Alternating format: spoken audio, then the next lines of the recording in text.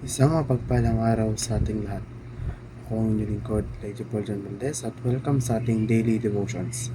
Ang ating verse for the day ay nasa Deuteronomio chapter 8, verse 3. Sinasabi dito na, "Tinuruan nga kayong magpakubaba, ginutom niya kayo, bago binigyan ng mana, isang pagkain hindi nyo kilala ni ng inyong mga ninuno. Ginawa na ito upang ipaunawa sa inyo na ang tao'y hindi lamang sa tinapay nabubuhay, kundi sa bawat salitang nagmumula sa bibig ni Yahweh." Ang Biblia ang pinakamalinaw at pinakakompletong paghahayag ng kalikasan, katangian, at kalooban ng Diyos para sa sangkatauhan.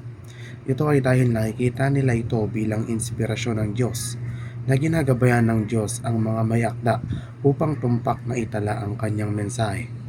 Bagamat kinikilala rin ng ilan ang pangkalahatang pagpapahayag sa kalikasan at budhi ng tao, ang Biblia ay itinuturing na espesyal na pagpapahayag na nag-aalok ng tiyak na makapangyarihang mga inaasahan tungkol sa kanyang plano ng pagliligtas ng Diyos. At ang Biblia ay malawak na itinuturing na mahalaga para sa espiritual na pagpapakain ng maraming Kristiyano. Ito ay nakikita bilang isang pangunahing pinagmulan ng patnubay, karunungan at lakas para sa kanilang pananampalataya, na nagbibigay ng mga pananaw sa karakter at kalooban ng Diyos at nag-aalok ng direksyon para sa pang-araw-araw na pamumuhay.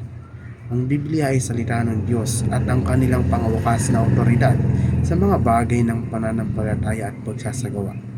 Ang paniniwalang ito na kadalasang tinutukoy bilang sola scriptura ay nangangahulugang ang Biblia ay nakikita bilang ang pinakahuling pamantayan para sa katotohanan, na ang otoridad nito ay nagmumula sa inspirasyon at paghahayag ng Diyos.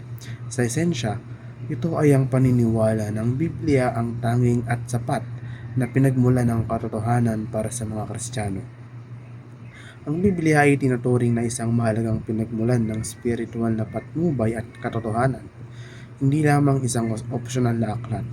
Nagbibigay ito ng pundasyon para sa pag-unawa sa karakter ng Diyos sa kanyang kaugnayan sa sangkatauhan at mga tagubilin para sa pamumuhay na nakakalugod sa kanya.